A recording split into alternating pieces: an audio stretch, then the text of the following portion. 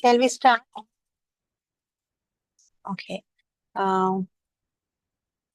Good evening, everyone. So this is another session on case-based discussion. What we have found on our patient at the BH Panadura Family Medicine Clinic. So there are so many learning points we all have to share. That is the main focus of having this case-based discussion with all of you, being registrars and senior registrars.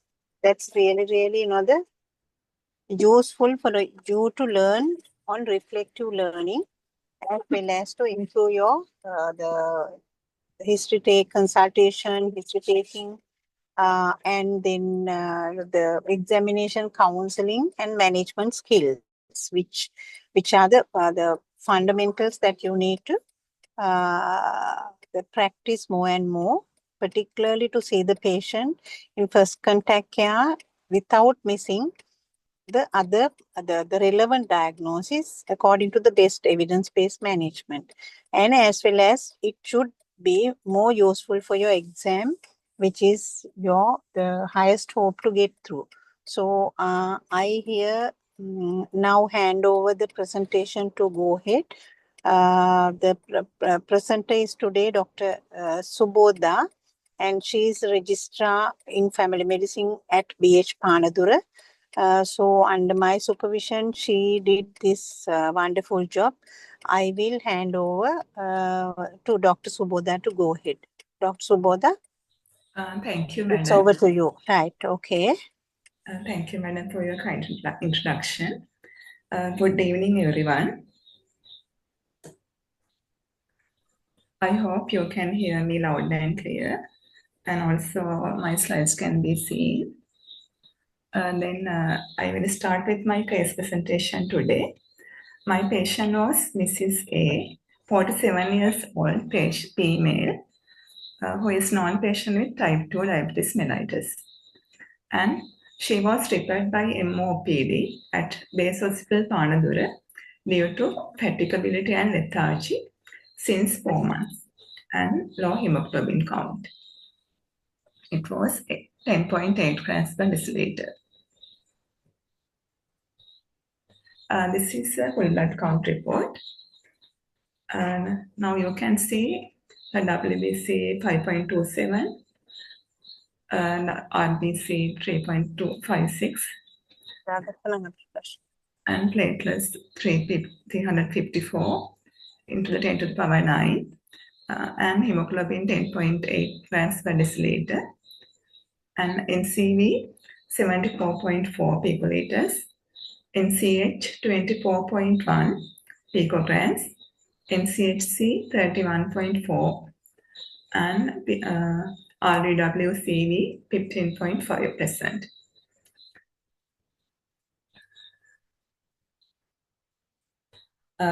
It seems white blood cells count, RBC and platelet count all are normal, and with this is you all can see this interpreted as hypochromic microcytic anemia.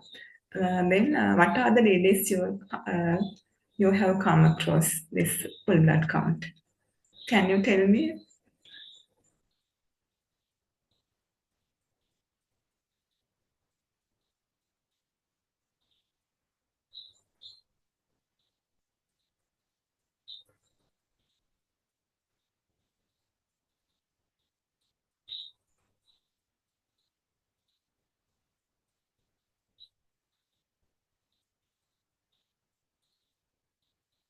Anemia.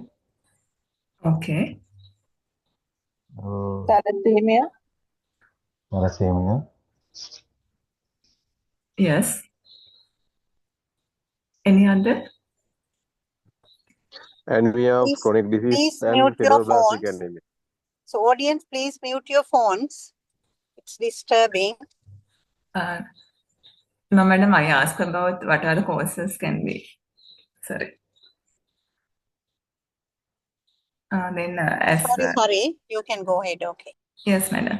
And as you thought, iron deficiency anemia, sideroblastic anemia, thalassemia, anemia of chronic disease, and lead poisoning also can cause.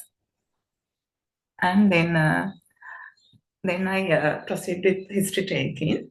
I thought about what are the causes regarding my patient, as considering patient's age, sex, presenting complaints, and its duration. I prepared mind map for this, and then I thought my first DD was iron deficiency anemia, which can be caused by menorrhagia or vegetarian or inadequate diet and worm manifestation. Then secondly, I thought of thalassemia minor. And thirdly, I thought of whether this is secondary to hypothyroidism. And then I thought of malignancy. As this patient is 47 years, I put this in the end of my list. And then I went through the history taking. She had gradual onset of fatigability and lethargy since 4 months duration. And also she had a history of poor exercise intolerance and on and off paintishness, but not had any exertional chest pain or palpitations, no history of cough, no ankle swelling. She had history of recent gum bleeding since 2 weeks duration, but no hematemesis or melena. And she had a heavy menstrual period since 3 months duration recently. Last regular menstrual period was on 15th of December 2024, and her previous cycles were 28-day regular cycles, which lasted for 3 to 4 days, and associate normal menstrual flow. She has underwent pap smear at 45 years, and it was normal. Also, she had cold intolerance since 3 months, but no recent weight gain. Her bowel habits were normal, and no history of evening pyrexia. She hadn't had loss of appetite, no loss of weight. Also, she complained of right side elbow pain since 2 months. There was mild swelling and forearm movements were affected also, but no pain, no swelling of any other joints. Then, as she's a non-patient with type 2 DM, then I asked about diabetic related history. She had hyperosmolar symptoms such as polydipsia, polyuria, and her recent fasting blood sugar was 232 milligrams per deciliter. And then I asked about the microvascular and macrovascular complication. She had proteurua since 2 weeks, suggestive of diabetic nephropathy and mild visual impairment also, and but no symptoms suggestive of neuropathy. And she hadn't had any macrovascular complications like cerebrovascular accident or cardiovascular disease or peripheral vascular disease. Then I inquired why she has got poor control, and because of she's working at a garment factory, and so she had early difficulty in taking leaves to attend hospital clinic regularly, and because of that she has taken medicines from outside, but sometimes due to financial issues she hadn't taken drugs properly, and also not adhere to diabetic diet. In psychosocial history, she had no low mood, no lack of sleep, no loss of interest in previously pleasurable activities. She is a non-smoker and non-alcoholic. She was a diagnosed patient with gestational diabetes mellitus, and then it was continued to type 2 diabetes mellitus, and it was there for 7 years, but not on regular follow-up. She had underwent elective cesarean section and bilateral LRT, and she was on metformin 500 milligram daily, but no any drug allergies. In family history, her father is a diagnosed patient with ischemic heart disease and type 2 diabetes mellitus, but no family history of thalassemia or no family history of malignancies. She has worked as a cleaner at a private garment factory, and husband is a mechanic. She is the mother of 3 children, age of 17 years, 15 years, and 12 years. And she practices adequate hygienic practices at home.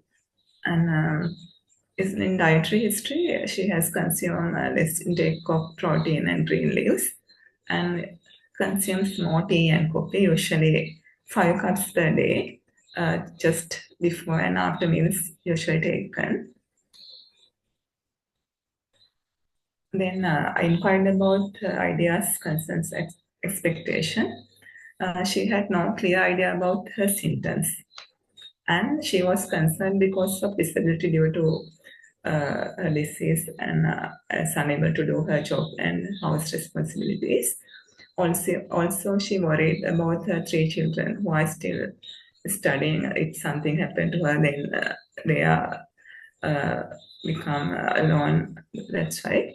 And expectations was she want to take treatment for her current problem and chronic problem, which was diabetes. General examination, she was average build with BMI 19.6 kilograms per square meter. She was pale, but no ecteric, not dyspneic. She had angular stomatitis and dental caries.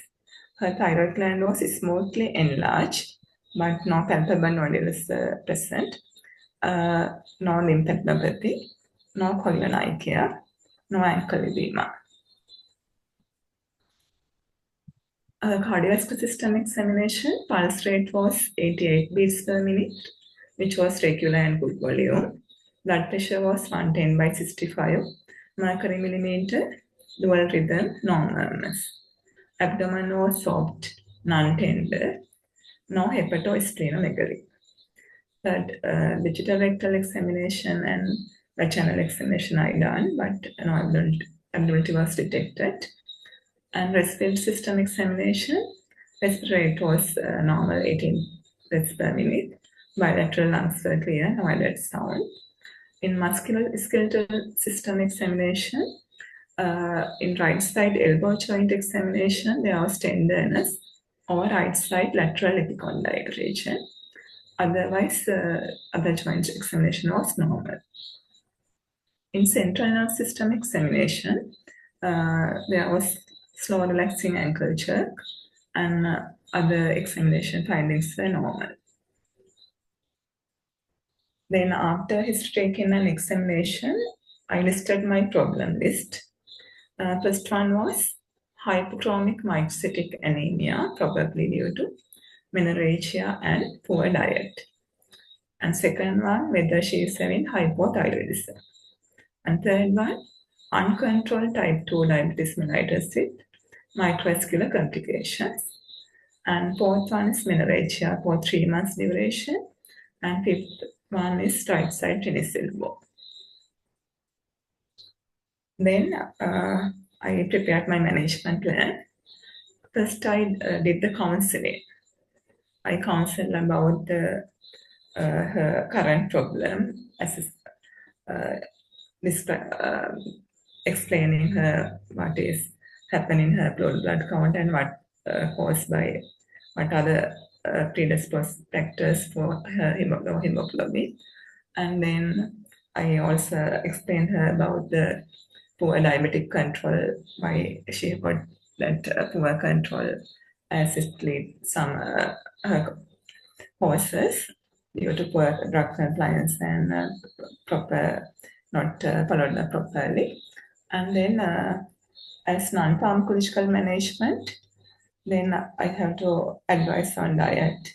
Then I advise to take low sugar, and then also have to take about iron-rich foods, mainly grain leaves, and also fish, eggs, And then she was taken 5 cups of tea or coffee per day, then asked to reduce that amount and take at least 1 or 2 hours after or before meal, because it interfere with the iron absorption.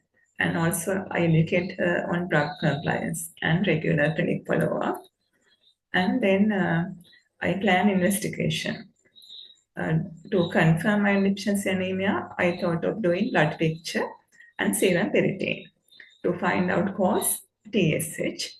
And then to assess diabetic control, I did arrange HbA1c, urine albumin creatinine ratio, and non-fasting creatinine, serum electrolytes, and to assess endocrine damage, SGOT, SGPT, lipid profile, ultrasound abdomen and pelvis also for assessment menorrhagia, and repeat full blood fasting blood sugar and PPBS in 2 weeks time. Then as pharmacological management, she was on metformin 500 milligram BD. It is not enough as recent fasting blood sugar was 232. Then I increased the metformin dose up to 1 gram per BD, 1 gram BD, and glycoside added 40 milligram BD. Also atorvastatin 10 milligram noctase, she's type 2 diabetes and more than 40 years. And then for iron deficiency anemia, I started her on iron sulfate 200 milligram daily with vitamin C 100 milligram daily to increase iron absorption, and folic acid 5 milligram daily. Then I plan for the follow-up management also. Plan to revisit that investigation in 2 weeks' time. It is convenient to the patient. And then sugar was not, fasting blood sugar is still high. Then plan to give corticosteroid injection later, and also plan eye referral and diabetic foot examination to be done by nursing officer at our family medical clinic on the next visit. Then she came after 2 weeks' time. These are the investigation results.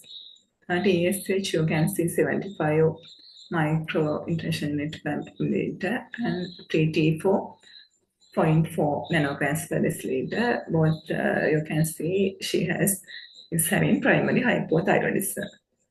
And blood picture was mild iron deficiency anemia. Serum ferritin report was not available. And her fasting blood sugar was 130 milligrams per deciliter with 2 weeks of good compliance. And PPBS was 162 milligrams per deciliter. HbA1c was 8.4%. And lipid profile, total cholesterol was 167 milligrams per deciliter. Triglyceride 51 milligrams per deciliter.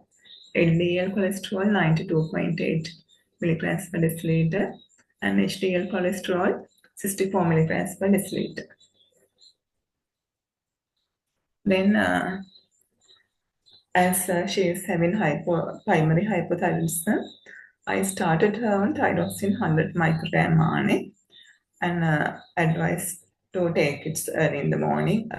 And after taking, eat food and drink for at least 30 to 60 minutes.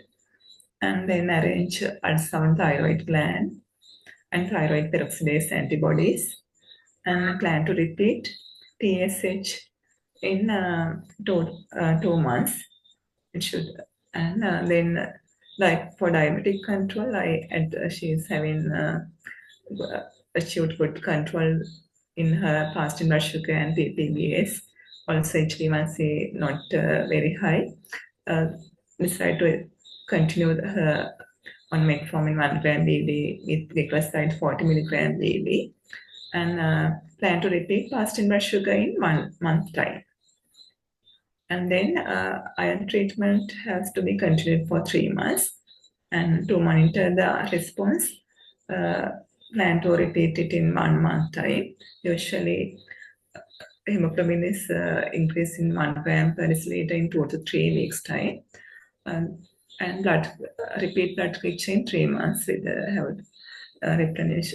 She has recovered from iron deficiency anemia and is replenished iron stores to see that I plan to do blood picture in 3 months also. And then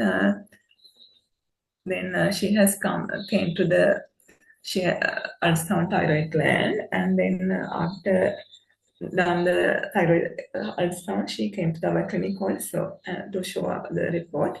It was thyroiditis, but thyroid peroxidase antibodies was not available. Report was not available. Then my diagnosis was primary hypothyroidism, which led into menorrhagia and iron deficiency anemia. In this case, this patient, which is important to tell you that most important things are in this case is patient-centered care and holistic care as fundamentals of in family medicine. We always have to consider the whole patient, and then prepare a management plan. A few things about hypothyroidism.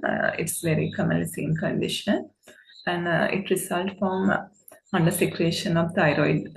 Primary hypothyroidism may result from undersecretion of thyroid hormone, and secondary hypothyroidism is caused by lack of TSH production from the pituitary. In Sri Lanka, most common cause for hypothyroidism is the autoimmune thyroid disease, which is Hashimoto thyroiditis. This is to remind you simple, all of you know the symptoms of hypothyroidism. This is to highlight a few things. And as you know, more common symptoms are whole intolerance, constipation, dry skin, fatigue, lethargy, voice changes, and weight gain. There are other symptoms also, which are less common, but can see in patients: arthralgias, cognitive impairment, depression, difficulty focusing or concentrating. Hair changes. It may be dryness, thinning, or loss. Infertility, memory impairment, menorrhagia, muscle cramps, myalgia. These are the clinical findings or signs of hypothyroidism. In patients, we can, during examination, we can find bradycardia, horse faces, cognitive impairment, delayed relaxation phase of deep tendon reflexes, diastolic hypertension. They have diastolic hypertension, edema, goiter, hoarseness, hypothermia, and also lateral hypoxic thinning, macroplassia, pericardial effusion, periorbital edema, and pleural effusion. In some lab investigations, we can find abnormalities like anemia, commonly non-cytic, but other hypochromic and microcytic and macrocytic also can be there. CRP elevated, hyperprolactinemia, hyponatremia, increased creatinine kinase, increased LDL, low density lipoprotein, increased triglycerides, and proteinuria. Also in ECG, you can see low voltage complexes. Few things about anemia. Anemia is defined as low red cell mass or hemoglobin levels below the normal range for the age and sex of the individual. According to World Health Organization, 24.8% of the human population is currently suffering from anemia. And main cause is iron deficiency anemia. It can be due to multiple reasons. They are due to decreased iron in the diet, or poor absorption of iron from the blood, due to acute and chronic blood loss, or increased demand for iron in certain situations, like pregnancy or recovering from major trauma or surgery. In this slide, you can see how the anemia categorized as mild, moderate, and severe anemia. As example, you can see when considering non-pregnant women who are 15 years of age and above, they should have normal hemoglobin level of 12 or more. When hemoglobin is 11 to 11.9, they are considered as mild anemia. 8 to 10.9 moderate anemia, and less than 8 severe anemia. In men, hemoglobin should be 13 or more. When it is around 11 to 12.9, it's called as mild anemia. 8 to 10.9 moderate anemia, and less than 8 severe anemia. I think you can all remind your medical categories. This slide is very familiar to you. It classifies according to red cell appearance. Microcytic, when MCV is less than 80 picoliter. As you told initially, these are the causes: iron deficiency, thalassemia, anemia of chronic disease, and sideroblastic anemia. And other macrocytic anemia, when MCV is more than 96, it can be due to megaloblastic anemia, such as vitamin B12 or folate deficiency, and normoblastic anemia due to alcohol intake or increased reticulocytes due to hemolysis or hemorrhage, and due to liver disease, hypothyroidism due to drug therapy such as therapy. And when the cell size is normal, then normocytic anemia. It can caused by acute blood loss, anemia of chronic disease, renal failure, autoimmune rheumatic disease, marrow infiltration or fibrosis, endocrine disease or hemolytic anemia. And then we will see hypothyroidism-induced anemia. Its prevalence is usually 20 to 60 of people with percent of people with hypothyroidism have anemia. One study has shown that 43% of patients with overt hypothyroidism and 39% of patients with subclinical hypothyroidism had anemia. With normocytic anemia is the most common type we can see in hypothyroidism-induced anemia, and microcytic and macrocytic anemia less commonly seen. In this today, my case, the patients had microcytic anemia. What are the causes which can lead to this? It can be due to bone marrow depression, due to low thyroxine, or due to decreased production of erythropoietin, or comorbid diseases, and iron, vitamin B12, and folate deficiency. Then I will discuss few things about the RTW, which is red cell distribution width. It is a red cell parameter that measures variability of red cell volume. It is a measure of ancestrysis.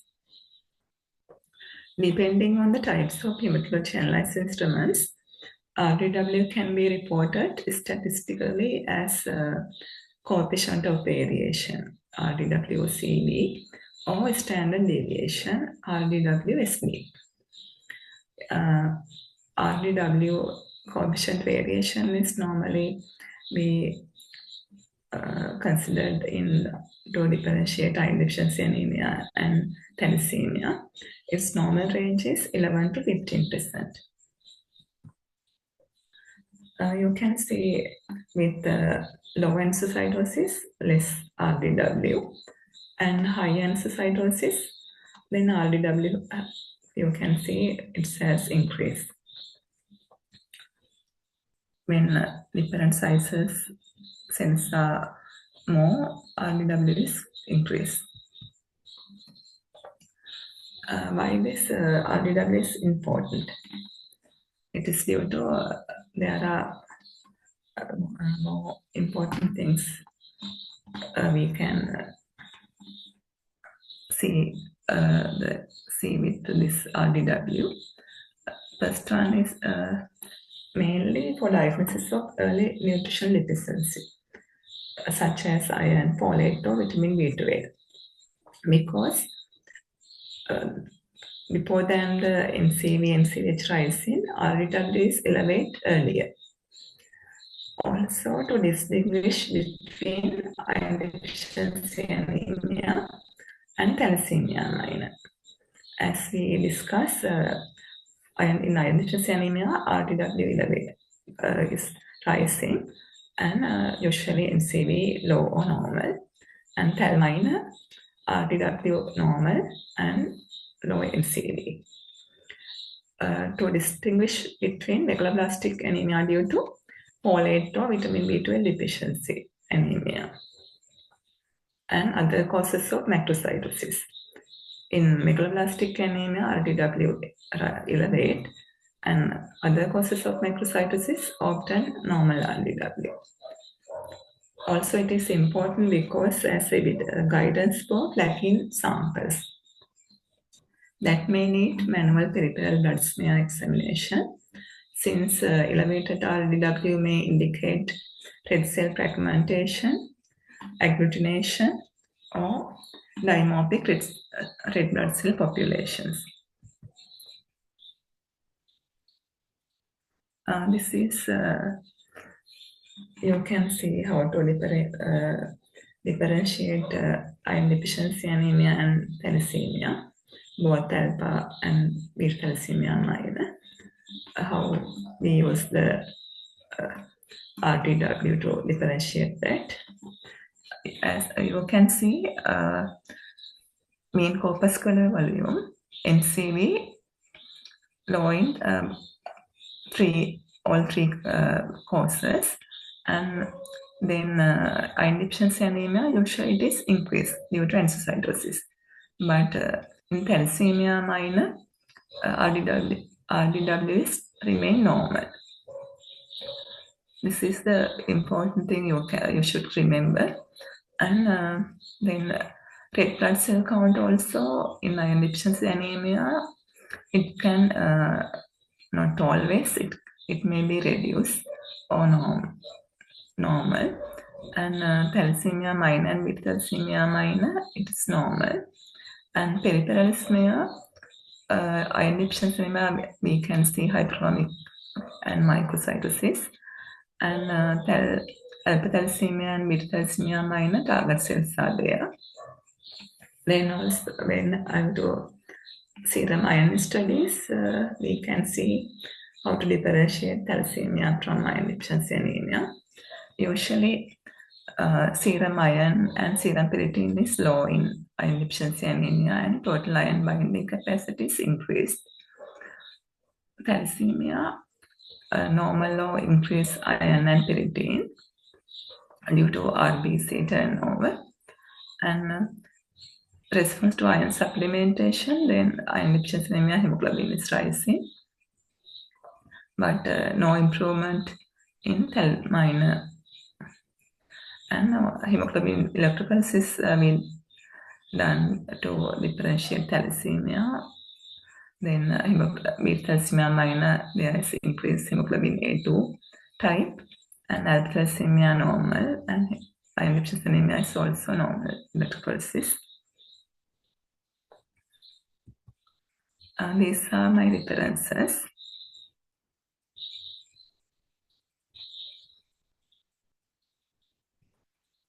Then I'm very thankful to our madam, dear Dr. Malkanti Galdhena, consultant family physician and base hospital Panadura. She was teach us to think to she guided us and trained us during our 2 months of employment at base hospital Panadura. So we are very thankful to madam.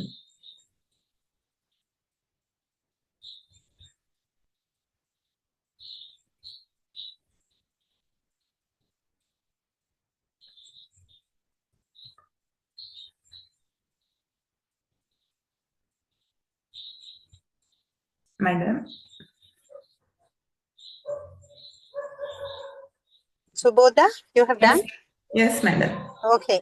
So I have to talk about this because our college is always there to facilitate you all we have to train you all it's a formal training to practice as independent consultant in future, and as well as even locally or internationally, and as well as you have to build up your competencies.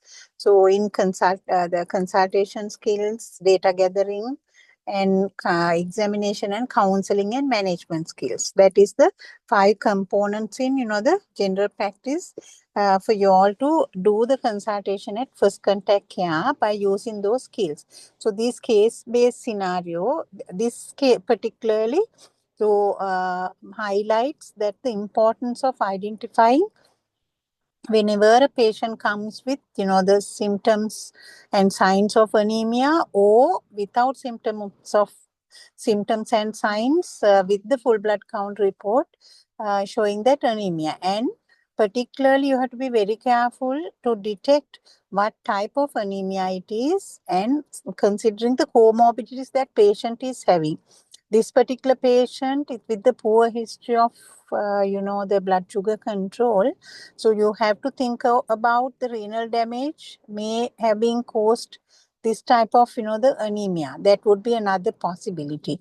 And the common out of all iron deficiency in our country, and as well as thalassemia minor, and there may be some bleeding from the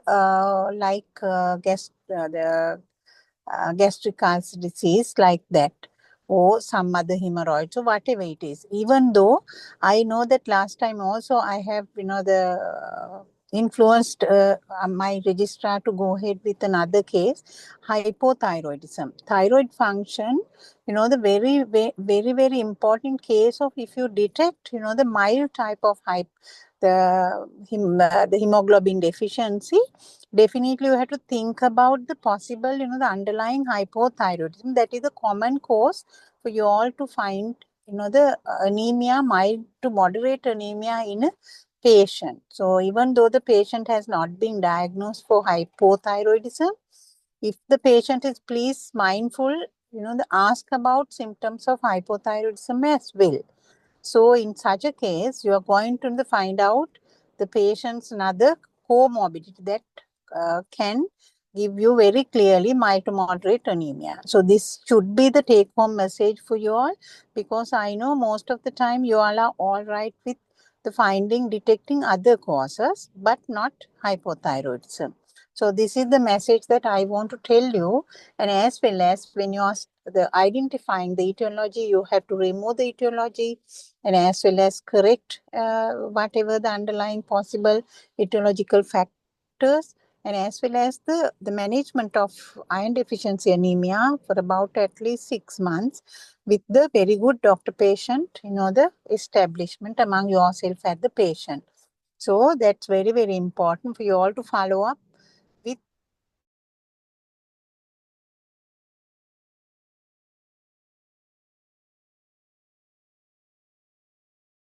identify the improvement, right? So because of that, it's very, very important for you all to think in this way and to enhance your knowledge in order to sit for your MCQ exams as well. So I hope that is all right. And Suboda had done a very good presentation. And as a part and parcel of learning, postgraduate learning, you have to improve your presentation skills as well. So that's why I'm giving these opportunities to my registrars to go ahead. So any questions among yourself, you can ask from Suboda. I'm also behind. So if you want to clarify anything, so you can come out now. Otherwise, we can stop. Thank you anyway for the participation.